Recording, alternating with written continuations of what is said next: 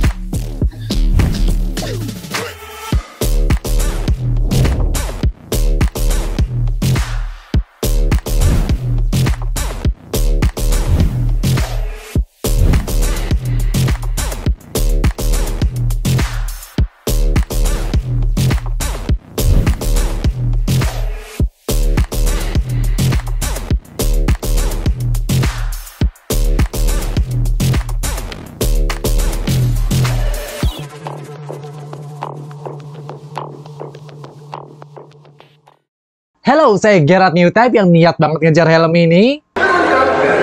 Anjir, celana gue melorot. Welcome to my detailed breakdown of the new KYT R2R. Debut di 2023 bulan Juni di Pekan Raya Jakarta. Ini adalah produk terbaru dari salah satu brand helm terbaik di Indonesia. Kita sudah melihat NFR beberapa tahun yang lalu, helm sport touring dan helm ber-DNA balap yang terbuat dari bahan trikomposite KX1. Combine menjadi satu dan jadilah helm R2R atau akronim dari Race to Road. 2 juta rupiah, beda 1 juta dengan NX Race. Tapi saya mau bilang bahwa ini adalah salah satu helm top end paling serbaguna dan premium dari seluruh line-up-nya KYT. So, R2R akan berfungsi ketika melihat cakrawala dan gedung-gedung pencakar langit. Menggunakan material high-tech resin shell alias advanced thermopolymer, yaitu campuran resin thermoplastik dengan ketahanan yang tinggi terhadap benturan. Saya tidak bohong, helm ini bisa melakukan semuanya dengan baik. 1,550 kg SNI DOT ECE 2206, which is potentially kamu bisa bawa ke track. Saya ngerasa bahwa helm ini ringan. Well, nggak extremely ringan, tapi terbilang ringan. Karena mereka mengambil original DNA-nya KX1 Race, ditambah bumbu-bumbu kesuksesan dari brand helm Suomi yang pada akhirnya kamu mendapatkan helm sport touring yang paling agresif yang pernah kamu lihat. Hal besar yang kamu harus notice, dia punya sun visor. Ingat, race to road, bukan road to race. Spoiler berbahan akrilik transparan di belakang yang jujur nih spoiler paling panjang yang pernah saya lihat dalam mass production-nya KYT. Dan juga hal yang mampu ngebuat happy semua orang adalah bagian dagu depan sini yang benar-benar seperti paruh burung elang yang tajam. Sebetulnya overkill nggak ya helm sport touring kayak gini? So again, mereka mendesain helm ini untuk lebih stabil dan lebih nyaman ketika kamu riding dalam posisi 3/4 ataupun dalam posisi tegak ketika perjalanan jauh. Now, mari kita bicara soal fitment lalu kita menuju nuansa-nuansa lain. Tak perlu terkejut, helm ini punya struktur intermediate oval, di mana ini adalah hal yang biasa kita temukan di seluruh lineup barunya KYT sejak 2017. Lebih panjang di depan belakang daripada di kiri kanan. Lingkar kepala saya itu 57,5 cm dan kepala saya fit dengan sempurna dengan ukuran M, which is itu adalah ukuran shell terkecil. Kalau tidak percaya, ini pacar saya, Rengganis. Lagi sibuk dengan pekerjaan kantornya dan menjalani hobi ngulik-ngulik skincare nih setiap harinya. Punya lingkar kepala 51,5 cm, yes kucil banget dan intermediate oval. Tapi sayangnya helm ukuran M bukanlah untuk dia. Jadinya pas di rockin back and forth and side to side, helm ini goyang banget. Nggak aman. Tapi dia pun bilang bahwa helm ini punya busa pipi yang terbilang snug. Satu kata dari pacar saya buat R2R adalah sangar. Not approved. Thank you sayang. Get out the science, bro. Ini adalah tier list dari keseluruhan lineup KYT dalam 5 tahun terakhir. Kualitas busa yang baik, busa yang snug. Ada harga ada rasa, semakin nonjok atau semakin ngepres di pipi. Let's take a look at the helmet itself. Hal pertama yang kamu akan notice adalah skema ventilasi yang berbeda dengan NFR. Ventilasi depan sangat jelas posisinya, bentuknya besar dan berhasil memberikan kesan mewah gitu karena memang punya volume. Mudah digunakan menggunakan sarung tangan, buka, tutup, buka, dan tutup. Apakah berfungsi? 2 juta, tentu saja. Ketika dibuka, sebutlah lubang intake-nya itu kecil seperti huruf V yang lebar gitu, tapi angin yang masuk itu maksimum banget langsung menuju ke mulut kamu.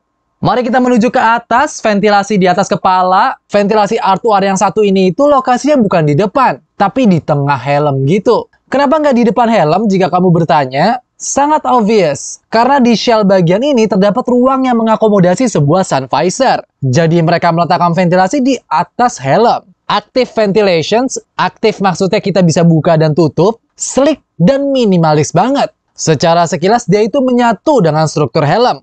Cakep banget deh. Kalau dibuka di dalamnya itu ada dua lubang intake kiri dan kanan. Sekali lagi saya kasih cuplikan-cuplikan dari helm ini. Di bagian guratan-guratan tajam dari depan menuju ke belakang. Bentuk-bentuk inilah yang sangat membantu kita ketika lagi speeding atau paling tidak di atas 40 km per jam. Which is sebuah improvement pada lineup terbarunya KYT yang mampu memecah udara lebih baik dan mengurangi drag angin. Ini adalah R2R versi klasik, konsep matte black and red, which is sejujurnya menjadikan helm ini lebih galak dan laki banget. Walaupun sebetulnya tetap saya kepengen warna putih KYT. Menuju ke belakang bagian main course dari helm ini, passive spoiler. Again, helm ini sudah teruji menggunakan wind tunnel dan sudah dites di salah satu sirkuit di Thailand. Sawadikap. Superior aerodinamik. Dari depan menuju ke belakang spoiler, helm ini berhasil menciptakan venturi effect pada kecepatan tinggi. Berhasil menciptakan udara yang bergerak di atas helm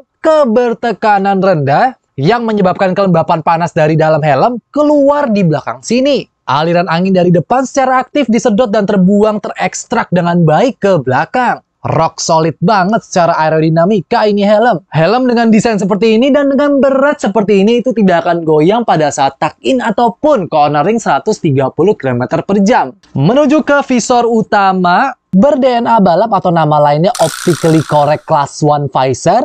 Ini adalah visor yang dirancang untuk meminimalkan distorsi sehingga penglihatan kamu super jelas dan tanpa hambatan. Again, kaca ini very strong and very sturdy, 2-3 mm ketebalan. Kita ke bawah sini, ini nih yang saya suka lagi. Easy lock system. Locking mekanismenya itu ada di tengah, jadi udah nggak kayak model-model sebelumnya yang ada di samping. Terbilang cepat lah pengoperasiannya kalau saya boleh bilang. Sistem pengunci di tengah visor ini sebetulnya favorit saya, karena kita akan punya kemampuan menggunakan kedua tangan kita untuk mengoperasikan sistem penguncian tersebut. Jadi nggak cuma tangan kiri doang. Again, apa yang saya suka adalah seberapa gampang dia bekerja, posisinya di tengah, dan nggak ngalangin sama sekali. Oh, buka center lock mechanism itu bukan dari bawah terus kita tarik ke atas seperti kita punya helm pada umumnya. Melainkan tekan tuas ini ke dalam helm, tarik ke atas. Soalnya dia terbilang aman, jadi ketika kamu angkat, congkel, atau paksa dari bawah, dia nggak akan terbuka.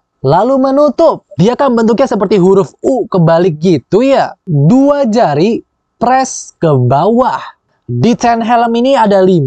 Jadi kamu punya kebebasan mau buka main visor sampai mana ketika sekiranya lagi santai. Yang saya suka adalah dia punya city position. Satu posisi di mana sebelum sepenuhnya tertutup. Membuat saya mendapatkan ventilasi tambahan dan memungkinkan saya untuk menghilangkan kabut dengan cepat ketika berhenti di lampu merah ataupun di daerah yang dingin. Notice, R2R itu sudah pin lock post ready. Tapi sayangnya pin lock lens 70 harus dibeli secara terpisah. Imagine jika KYT include barang tersebut in the box. 2 juta rupiah. Lihat gasket ini atau talang air, solid double wall construction gitu. Yang menciptakan segel udara yang baik dari hamparan angin masuk ataupun hujan badai. Saya sudah tes saat hujan lebat, bela-belain, dan helm ini survive dengan sangat baik. Walaupun kaca di bagian bawah ini suka rada berembun aja dikit.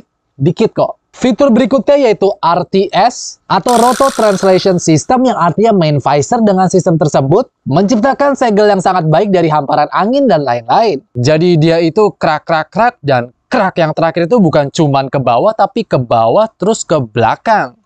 Saya puas dengan apa aja yang terjadi di depan sini. Penglihatan sangat baik. Improve kedap suara angin alias nggak ada suara bocor angin kecuali kita lengap ke arah jam 9, jam 3. Dan ketika memakai helm terlalu tegak, baru dia ada suara angin berderu gitu seperti pada NFR. Dan saya suka ketika bawa helm ini secara agresif. Kepala saya itu nggak punya masalah yang berarti dengan helm ini. 210 derajat dan 90 derajat. Itu udah lebih dari cukup banget untuk memenuhi kebutuhan saya. Jadi ketika cornering kita cuma leaning, nengok, dan lihat ke atas. Less energy. Ketimbang harus leaning, nengok, danga ke atas, dan leher fighting dengan helm yang juga lagi berantem dengan hantaman angin. Again, ini adalah in-depth review. Saya yakin beberapa dari kamu membutuhkan informasi detail seperti ini. Rasa di dunia nyata itu seperti apa?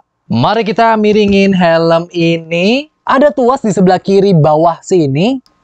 Kayak gini dong. Ini baru sun visor yang baik. Bahkan menurut saya pribadi, ini adalah sun visor terbaik dari seluruh line-up-nya mereka. Dia itu punya intensitas warna hitam yang baik, cukup pekat maksudnya, panjang juga ke kiri kanan, jadi nggak ngatung seperti biasanya. Dan ke bawah banget coy. Hampir menutupi pandangan ke bawah malah. Gambar penglihatan yang tidak ke bagian volume sun visor cuma sedikit di bagian bawah. Top, jempolan. Tapi ada yang berhasil, ada juga yang gagal. Yes, di video komersial, tuas ini terintegrasi dengan 2 kabel di kiri kanan. Wah, saya super excited dong, berharap bisa seberapa halus nih bukanya. Ternyata eksekusinya fail. Tapi saya berharap ini cuma ada di cetakan saya ya.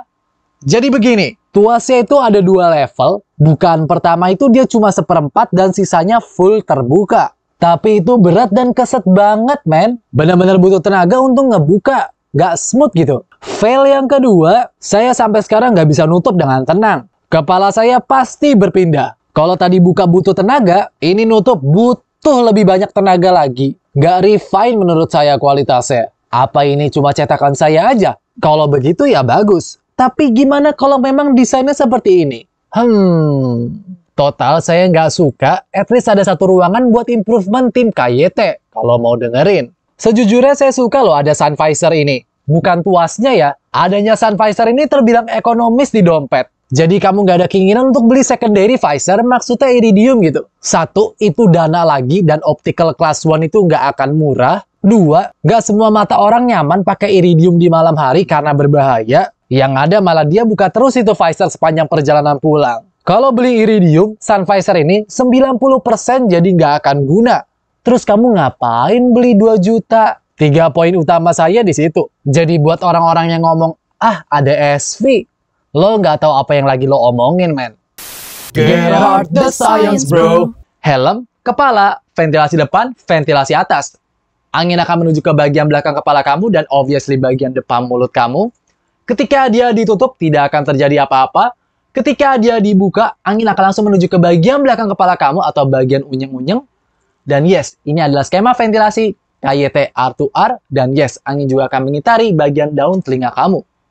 Mari kita pretelin helm ini. Kamu akan melihat bahwa seluruh busa ini removable, memudahkan kita dalam hal pencucian, jadinya helm nggak bau apek. Ngomong-ngomong soal apek, video kali ini disponsorin oleh no one. 3D Comfort Liner dengan bahan Hydrocool Textile sangat terkonturasi, teksturnya lembut ketika bertemu dengan kulit. Juga kalau saya boleh mention, bagian busa pipi ini hampir bisa dibilang seperti cheek pads helm balap. Snug, tapi nggak sampai nonjok bikin pala pening gitu. Pas lah.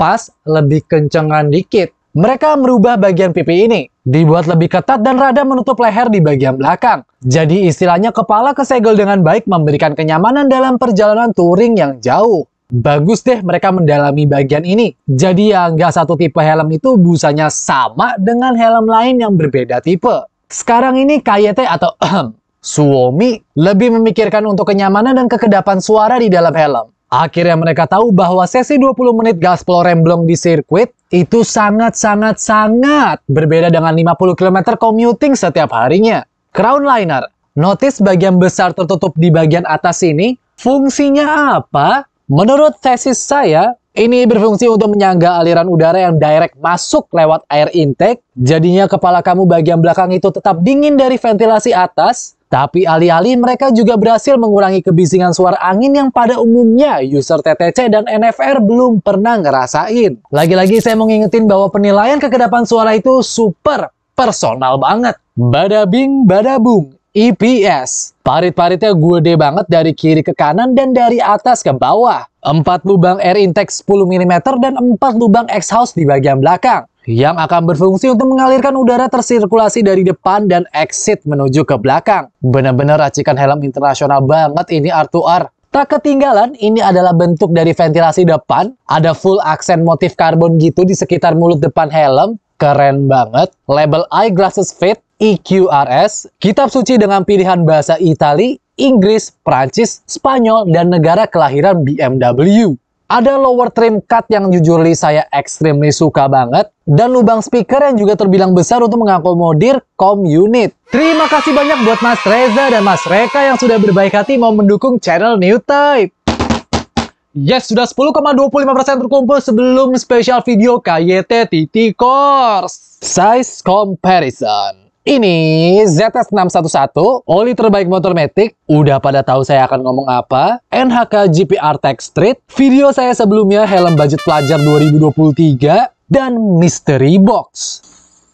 Apa yang saya suka? Number 1, the looks atau bentuknya. Saya beserta channel ini akan klaim bahwa R2R adalah helm sport touring dengan desain paling agresif di dunia. Number 2, Hydro Cool Textile. Busanya berhasil memberikan experience yang berbeda dari seluruh line-up KYT yang ngebosenin. Siap perjalanan jauh, siap memberikan suhu yang stabil sekitar kepala kamu karena toh serat tersebut mengevaporasi liquid atau keringat dengan baik. Number 3, Vision. Gak perlu ngomong banyak-banyak deh soal ini. Soalnya buat orang yang biasa berkendara agresif, dia sudah siap nemenin. Number 4, Aerodinamika. Number 5, ECE 2206. This is one of the safest helmet on the market to date. Selamat KYT. Karena dengan homologasi ini menjadikan R2R helm KYT kedua yang berhasil tembus ECE 2206. Apa yang bisa diperbaikin? Nomor 1, saya berharap ventilasinya bisa sekencang NFR. Nomor 2, tuas SV-nya itu fail banget. Udah cable operated, masa kayak gini? Nomor 3, ketersediaan awal rilis. Atau memang stoknya dikit? Jadi sebetulnya itu saya mempermasalahkan tentang pilihan desain spoiler. Yang kamu lihat warna hitam di komersial ini, warna hitam solid, saya kira itu tipe klasik. Tapi ternyata di iklan tersebut adalah R2R Pro. Jadi ternyata satu warna solid itu ada yang Pro dan juga yang klasik. Nah, yang kemarin di PRJ itu cuma ada yang klasik. 100% spoilernya transparan gini, jadi bukan apa yang mereka jual di video komersial. Jadi gimana nih? Saya bingung banget. Ini helm enaknya ada di tier apa ya? Saya berpikir dari awal berharap mereka membuat helm dengan material polycarb atau at very least fiberglass untuk R2R ini.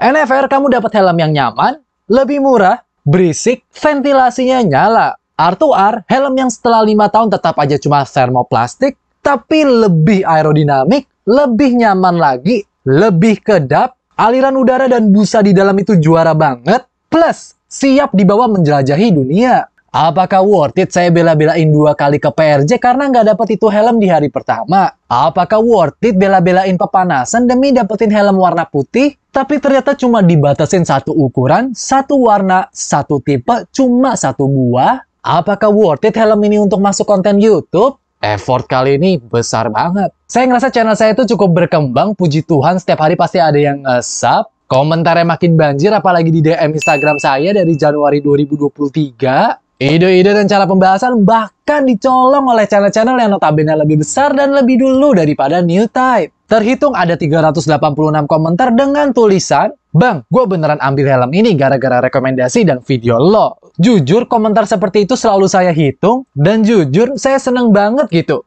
Video review saya bisa dipercaya. Walaupun sejujurnya saya belum ada live support yang baik. Entah mungkin YouTube saya salah setting atau brand zaman sekarang cuma ngeliat jumlah subscribers aja. Saya nggak ngerti. Tentu saja makin kesini tanggung jawab saya itu semakin besar. Jadi apa yang saya bicarakan kemungkinan besar kamu pasti akan beli. Karena memang pada dasarnya saya itu jujur dan pengalaman berkendara saya itu sudah lebih dari 25 tahun. Jadi kalau ada yang baik pasti akan saya utarakan. Ada yang perlu diperbaikin pasti akan saya mention. Ini saya beli sendiri, saya pakai tabungan saya sendiri, nggak disupport atau bahkan di-endorse oleh pihak brand. Dengan senang hati, saya memberikan waktu terbaik saya untuk mereview, karena saya sendiri memang excited. Yes, KYT R2R saya butuh 4 kali test drive. Keliling Jakarta itu ada lokasi saya test drive, pagi, siang, sore, malam, panasnya sinar matahari, kehujanan, bahkan dinginnya angin malam. Biasanya saya itu cuma butuh 2 kali test drive, habis itu saya udah tahu mau ngomong apa, mau nulis apa, dan konsep YouTube-nya itu seperti apa. Ada beberapa keraguan awalnya dengan helm ini. Makanya saya tes lagi, dan lagi. Karena yang akan saya omongin berikut akan menentukan pilihan kamu. Please welcome, for the first time ever, a Diamond Tier. Saya boleh minta tolong? Bisa kita bawa channel New Type ini ke 10K sebelum Agustus? It will be great. Mungkin pertanyaan terbesar adalah, apakah saya harus beli ini helm? Worth it gak buat rider yang belum pernah punya KYT TTC ataupun NFR? Dan worth it gak nih kalau upgrade buat rider yang sudah membeli TTC dan NFR untuk beli KYT R2R? Saya jawab pertanyaan yang pertama dulu. Yes, 100% worth it. Daripada NFR dan TTC pasca helm itu rilis di 2017-18. 100% saya merekomendasi. Pertanyaan kedua, yes kalau kamu punya TTC, go ahead beli R2R. Sejujurnya helm ini lebih refined daripada NFR. Tapi jika kamu punya NFR, saya masih 50-50. Compare sama R2R, NFR itu lebih pronounce aja ventilasinya. Tapi dia itu lebih berisik suara angin. So meh. Kecuali kamu KYT fanboy ya go ahead, apalagi kalau kamu punya rezeki lebih. But overall, ini adalah hal-hal yang kita expect dari sebuah helm KYT seharga 2 juta. Performance, long distance, premium design. 3 kata yang menggambarkan helm ini dari New Type. KYT R2R adalah helm sport touring yang diinfuse dengan DNA balap dalam paket berkendara sehari-hari. Fantastic aerodinamik, bidang penglihatan yang sangat besar, very good airflow, dan dengan internal sun visor. Menjadikan KYT R2R ini helm yang sempurna untuk menghadapi jalanan dari matahari terbit ke matahari terbenam. Dengan keamanan yang lengkap, dan kualitas KYT yang 5 tahun ini kita tunggu-tunggu. World class helmet kan motonya? Desain blueprint dari R2R ini hampir mirip dengan KX1 Race. Menghasilkan kinerja yang serupa dalam bidang penglihatan dan aerodinamika. R2R memadukan kenyamanan helm touring dengan koefisien drag yang ringan dan rendah dari helm balap. Menjaga pengendara tetap rileks saat perjalanan panjang. Lintas kota, lintas pulau, sampai lintas dunia.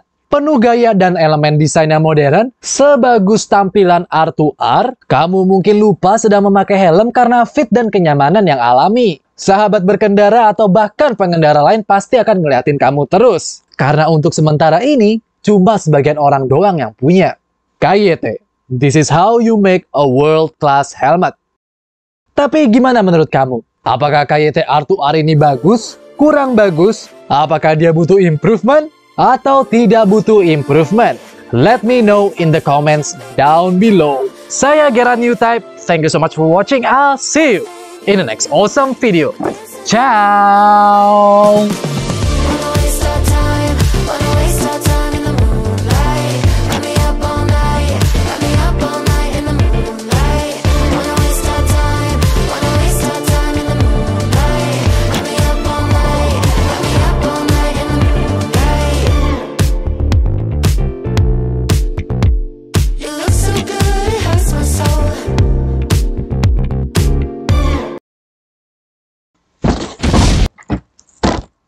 Oh yeah!